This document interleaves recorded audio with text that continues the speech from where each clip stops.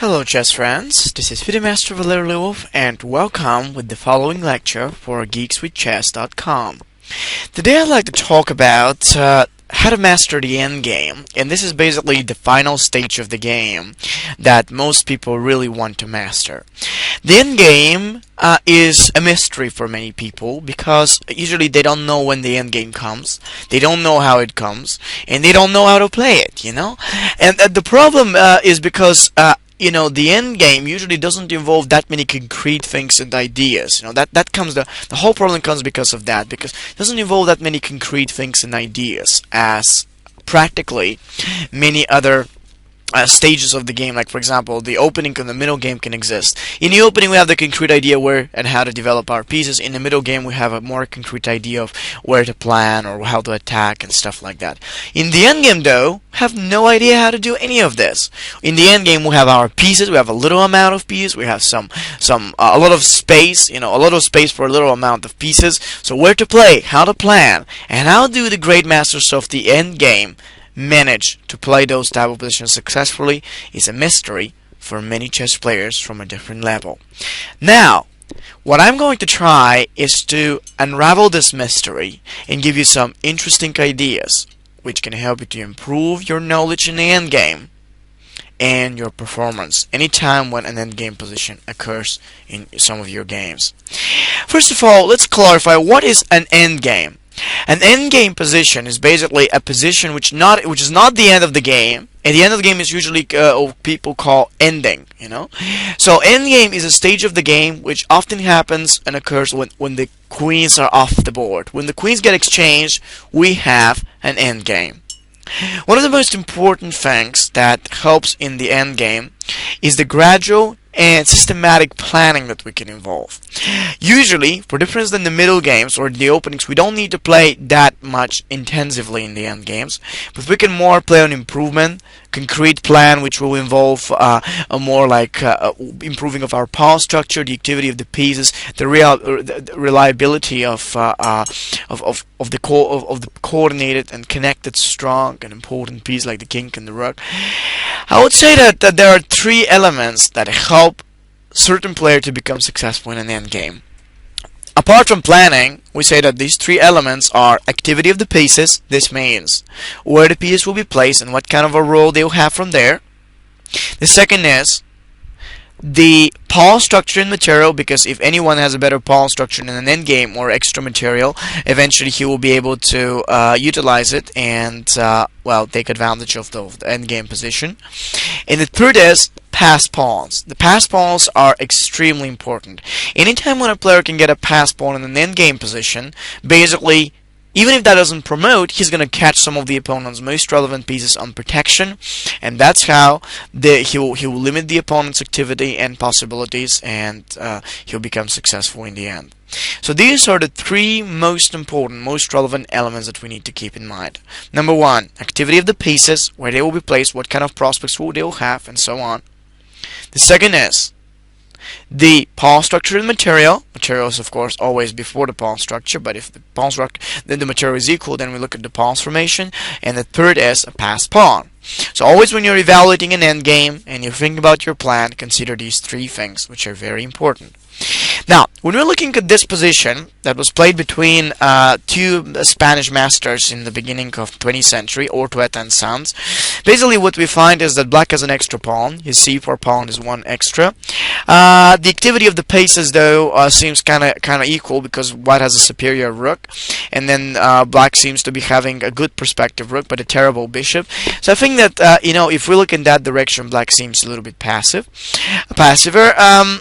What we are thinking eventually also about the pawn structure and material, we find that black has an extra pawn, but he has a terrible pawn structure. Two double pawns here, action g7 and g8, two double pawns on c5 and then c4, one isolated pawn on a7 that doesn't have any other pawns aside, and the pawn structure is horrible for difference in white's pawns, which seem to be intact.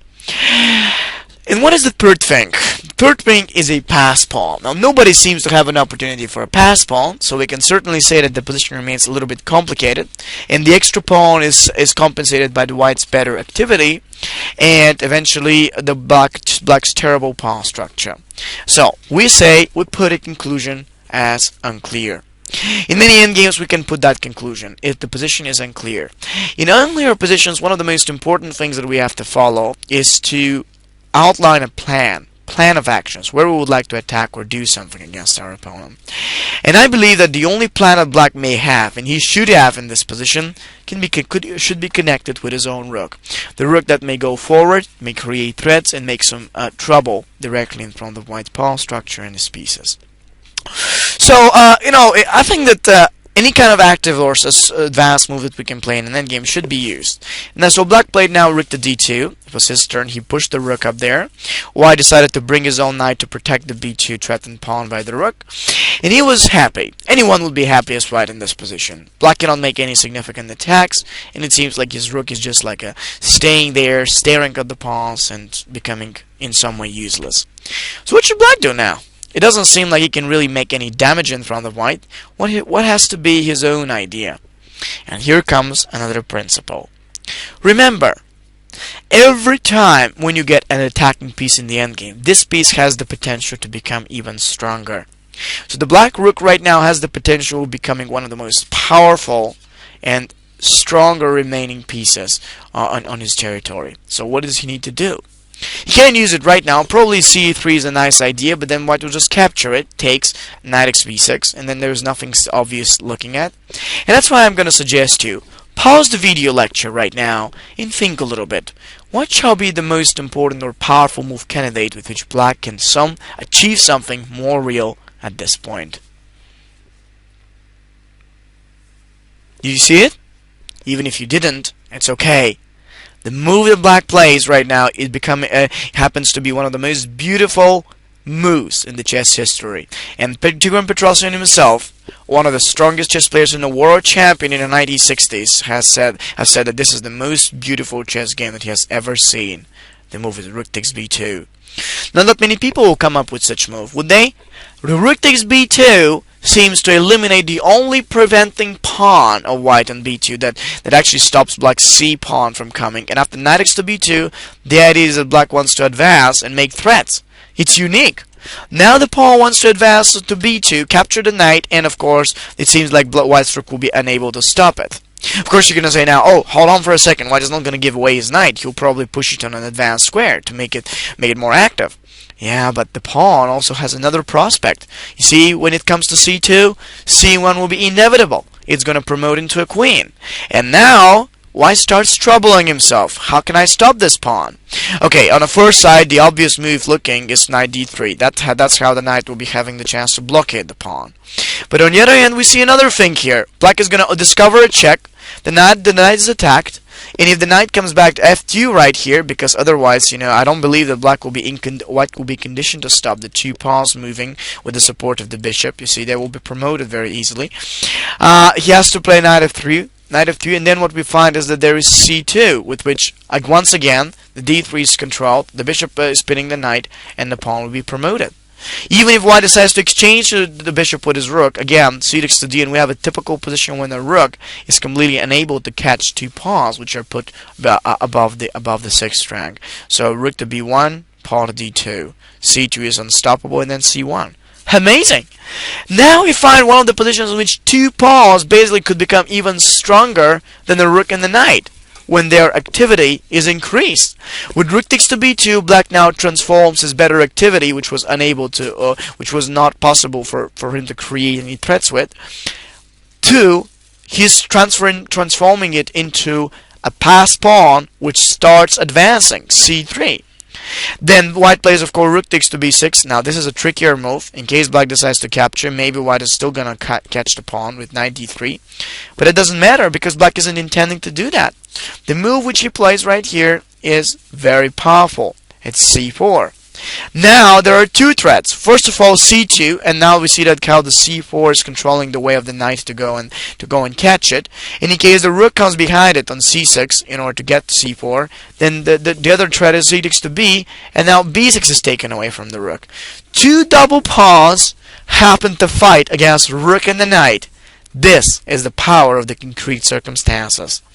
The only way for white to try and defend is now rook b4, keeping with the rook and the knight on the b2, and then in case of c2, then probably white is going to take the pawn and win it. What about that? Looks like a very good idea, doesn't it? Not really. Black plays now the move of a5, forcing the rook to lose its heaven square in b2, and when it goes anywhere else, he's losing immediately. For example, after rook takes c4, there is c takes to b2, and unstoppable promotion of the queen is awaiting. If the rook goes anywhere else, then eventually we'll find that again c takes to b2 will follow, or if it comes on the b file, then c2 will follow, and once again the d3 is impossible for white's knight to come on. And what we find right now, after a5, three weak pawns become stronger than the rook and the knight.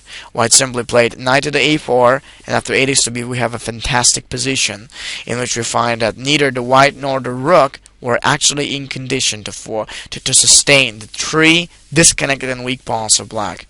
Now c2 is impossible, even if white tries that. As I said, both these squares are taken under black's command. Amazing, isn't it? Most people will say, how is that possible? That's a unique occasion.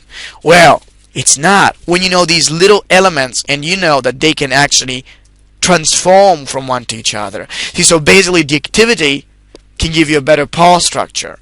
The better pawn structure can give you possibilities of a pass pawn. It could happen as in this game the activity immediately gave a pass pawn, and that pass pawn actually helps black to promote a queen. So when you're evaluating the endgames, keep in mind these couple of ideas. Remember the main elements and always evaluate them every couple of moves and think about a plan. Being creative is one of the most important suggestions and principles that I can give you in order to be successful in endgames.